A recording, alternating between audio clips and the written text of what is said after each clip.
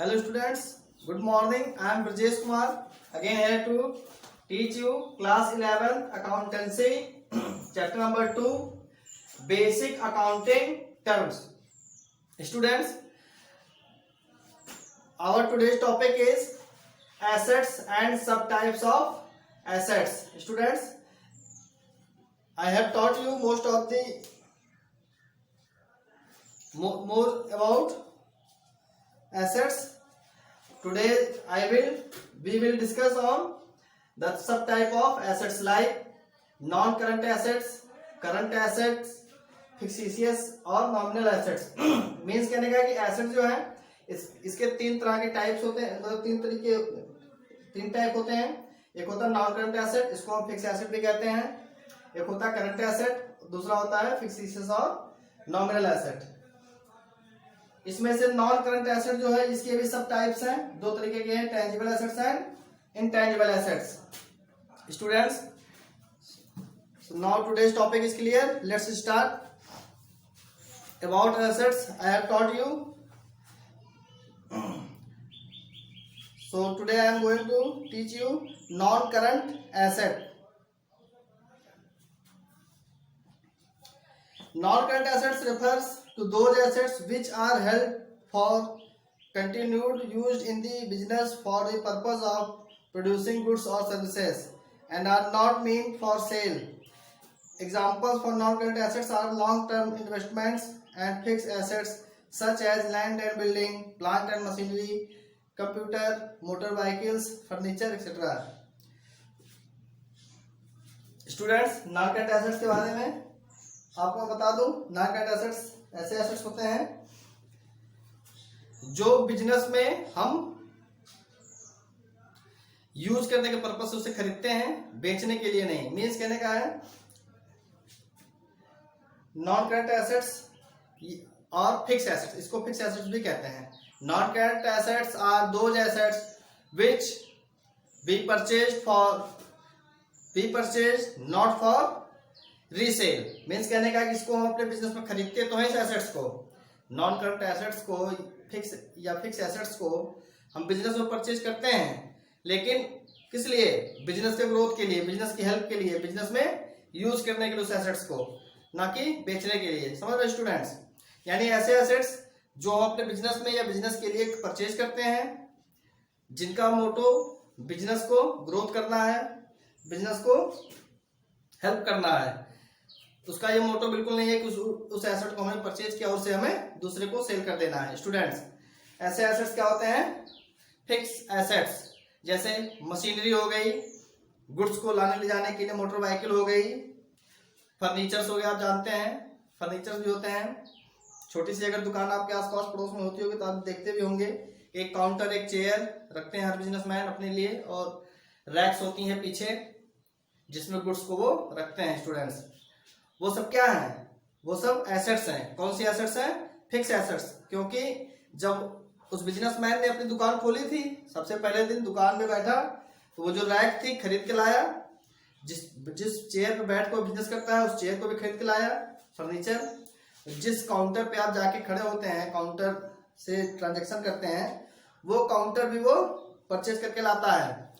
तो मीन्स कहने का परचेज करके लाया, लेकिन उसे बिजनेस में यूज कर रहा है। क्यों यूज कर रहा है? क्योंकि वो उसके हेल्पिंग एलिमेंट की तरह से वो एसेट्स उसके काम आते हैं। अगर वो ना हो तो बिजनेस चल ही नहीं पाएगा। यानी ऐसे एसेट्स जो बिजनेस को हेल्प करते हैं वो हमारे फिक्स एसेट्स होते हैं, यानी non current assets.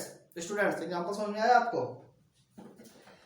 Now I am going to teach you, मतलब सब इसके जो सब टाइप्स भी हैं नॉन करंट एसेट्स से, कुछ सब टाइप्स भी हैं, जैसे tangible assets and intangible assets. चलिए, टेंजिबल एसेट्स, इनटेंजिबल एसेट्स क्या है? टेंजिबल एसेट्स को मैं ऐसे समझा सकता हूं कि ऐसे एसेट्स जिनको हम टच कर सकते हैं, छू सकते हैं, महसूस। जैसे ये क्या है? This is white board. ये क्या है? मेरी एसेट है। अब ये टेंजिबल है ना, दिख रही है, इसको हमने टच करके चेक कर लिया। ये हमारी टेंजिबल एसेट्स, ये मेरे मार्कर हैं, ये भी एसेट्स ही हैं हमारे, ठीक है। ये टेंजिबल एसेट्स है जिसे हम देख और छू सकते हैं। पढ़ते हैं क्वेश्चन को, रीड करते हैं स्टूडेंट्स, मेरे साथ केयरफुली रीड करिए आप लोग भी। Tangible assets are those assets which can be seen, जिसे हम देख सकते हैं, एंड टच्ड, जिसे हम छू भी सकते हैं। In other words, which have a physical existence such as land and building, जिसकी अपनी फिजिकल एग्जिस्टेंस हो, जैसे लैंड एंड बिल्डिंग। ये जिस कमरे में पढ़ा रहा हूं ये एक बिल्डिंग है, और जहां पे मैं खड़ा हूं वो एक जमीन है। लैंड एंड बिल्डिंग भी क्या है, फिजिकल एग्जिस्टेंस भी उसकी होती है, वो कहीं ना कहीं जगह को घेरता है और जगह लेता है। नेक्स्ट है प्लांट एंड मशीनरी। आप भी जानते हैं प्लांट एंड मशीनरी भी उसका फिजिकल एग्जिस्टेंस होता है, यानी वो भी कहीं पे जब यूज किया जाता है, रखा जाता है, तो वो जगह को घेरता है और समय को लेता है।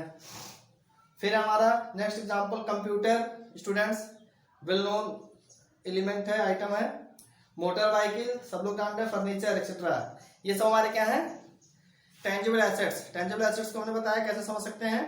टेंजिबल एसेट्स ऐसे एसेट्स जिनको हम टच कर सकते हैं, छू देख सकते हैं, छू सकते हैं, उन्हें हम टेंजिबल एसेट्स कहते हैं स्टूडेंट्स। तो now our next topic is intangible assets.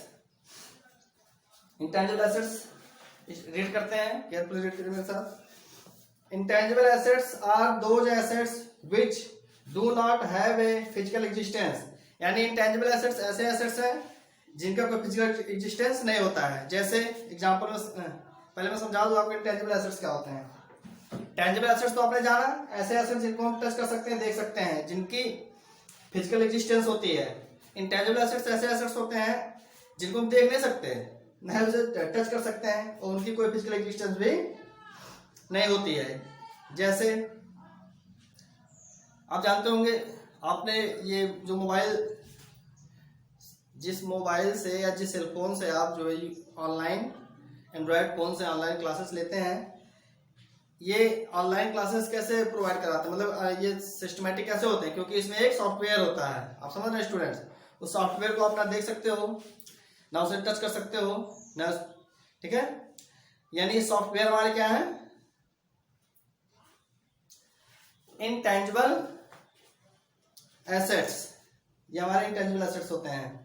Student समझ में आ रहा है आपको। कॉपीराइट्स होता है, पेटेंट, गुडविल, ट्रेडमार्क, ये सब भी होते हमारे एसेट हैं, लेकिन दिखते नहीं हैं। चलिए बुक को पढ़ते हैं। Intangible assets, intangible assets are those assets which do not have a physical existence and thus cannot be seen or felt, इसी तरह से देख भी नहीं सकते और महसूस भी नहीं कर सकते।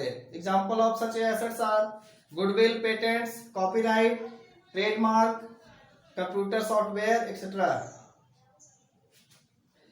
Intangible assets are also valuable assets, ये भी अपने आप में वैल्यूएबल होते हैं।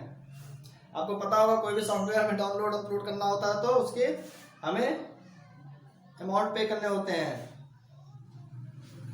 For example with the help of patent know how businessman is able to produce goods and his goodwill helps in attracting customers easily. कहने का मतलब ये है कि जो पेटेंट होता है बिजनेसमैन वो गुड्स प्रोड्यूस करने में हेल्प होता ही है।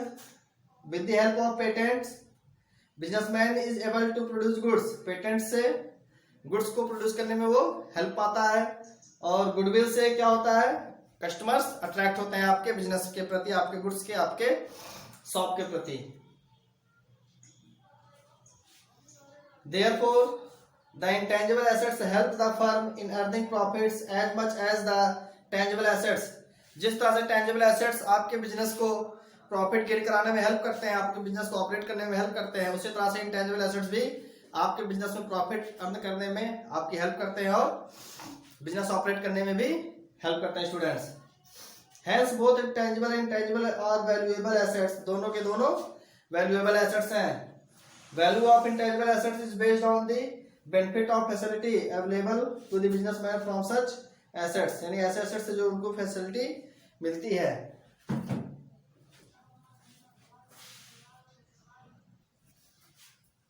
Students, now we have finished the topic intangible assets and tangible assets, subtype of non-current assets. तो now our next topic is current assets. इसको आप इजीली इस तरह से समझ सकते हैं कि जो नॉन करंट एसेट्स है उसकी अपोजिट इसमें सेम होती है। चलिए देखिए, नॉन करंट एसेट्स के बारे में आपको एक चीज नहीं बताई गई। नॉन करंट एसेट्स जो होते हैं इनकी ड्यूरेशन भी आपके फर्म में, आपके बिजनेस में मोर देन 12 मंथ होती है। यानी जब भी किसी भी एसेट्स की एग्जिस्टेंस आपके बिजनेस में मोर देन 12 मंथ हो, यानी 12 महीने से अधिक तक वह एसेट्स आपके बिजनेस में रह रही है, आपके बिजनेस को हेल्प कर रही है, तो ऐसे एसेट्स भी हमारे फिक्स एसेट्स या नॉन करंट एसेट्स कहे जाते हैं। सेम अपोजिट होता है current assets. Current assets are those assets which have existence of less than 12 month, यानी within 12 month they can convert into cash और stock। यानी एक साल के अंदर ये या तो स्टॉक में बदल जाते हैं या फिर कैश में बदल दिए जाते हैं। ऐसे एसेट्स को क्या कहते हैं? Current assets. दूसरी डेफिनेशन आप समझ सकते हो करंट एसेट्स की। Current assets are those assets which be purchased in the business for resale. यानी ऐसे एसेट्स जिनको हम बिजनेस में परचेज तो करते हैं, बिजनेस में परचेज किया लेकिन उसको हमने क्या किया? रीसेल करने के लिए परचेज किया। जैसे लाइक ये मार्कर देख रहे हैं आप, ये 10 मार्कर हम परचेज करके लाए, मैं बिजनेसमैन हूं, एक एक करके हमने इसको रीसेल कर दिया, बेच दिया लोगों में। तो ये क्या है? ये कौन सा एसेट है? This asset is our current assets. यानी ऐसे एसेट्स जो बिजनेस में परचेज किए जाते हैं लेकिन उनका जो मोटो है, जो पर्पज है, वो क्या है? रीसेल करना उसे। ऐसे एसेट्स हमारे करंट एसेट कहे जाते हैं स्टूडेंट्स। आप इस तरीके से भी समझ सकते हैं। यानी इसकी ड्यूरेशन के अकॉर्डिंग आप समझेंगे तो जो एसेट्स हमारे बिजनेस में विद इन 12 मंथ कैश में जाए, एसेट स्टॉक में कन्वर्ट हो जाए, करंट एसेट्स। चलिए पढ़ते हैं students, read with me carefully. Current assets are those assets which are meant for sale और which the management would want to convert into cash within 1 year. ऐसे एसेट्स जो बेचने के लिए हों या जिसे मैनेजमेंट 1 साल के अंदर कन्वर्ट कर ले कैश और स्टॉक में। As such these assets are also termed as short lived और एक्टिव एसेट्स। ऐसे एसेट मतलब ऐसे एसेट्स को शॉर्ट लाइव्ड और एक्टिव एसेट्स भी कहा जाता है। For example debtors are expected to be converted into cash within a reasonable short period. Debtors जो है वो किसी शॉर्ट पीरियड में कन्वर्ट हो जाते हैं कैश में।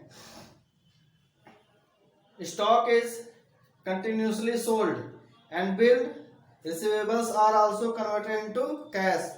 एंड बिल्ड रिसीवेबल्स हमारे करंट एसेट हैं, ये भी क्या होते हैं? कैश में कन्वर्ट हो जाते हैं बहुत जल्दी। Students, I hope current asset आपको समझ में आया होगा। आगे भी पढ़ते हैं इसमें।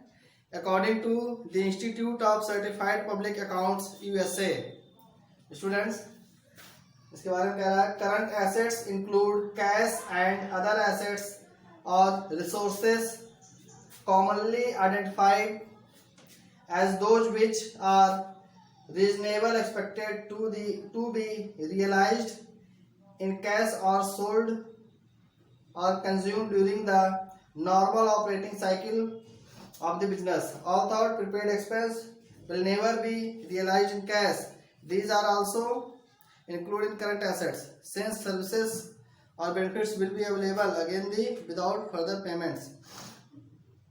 Means कहने का स्टूडेंट्स कि current assets are include cash और अदर एसेट्स। ऐसे कैश के साथ साथ ऐसे और एसेट्स जो विद इन ईयर कैश में कन्वर्ट हो जाए या जिन्हें परचेज करने का जो पर्पज है उसे रीसेल करना पर्पज है, उसका मोटो है। स्टूडेंट्स, आगे आपके एग्जांपल्स दिए हुए हैं, बहुत इंपॉर्टेंस नहीं रखते हैं आपके लिए। So now I am going to teach you the our third and last topic, fictitious और नॉमिनल एसेट्स। स्टूडेंट्स, फिक्सेशियस और nominal assets. Fictitious or nominal assets. These are the assets which cannot be realized in the cash or nor further benefits can be derived from these assets. Such assets include debit balance of profit and loss account and expenditure not yet write off, such as advertisement expense, etc. These assets are not really assets but are shown on the asset side only for the purpose of transferring them to profit and loss account gradually over the period of time. जैसे आप समझ सकते हैं students, fixed और normal assets ऐसे assets होते हैं, ये एक्चुअली कैश में नहीं होते हैं.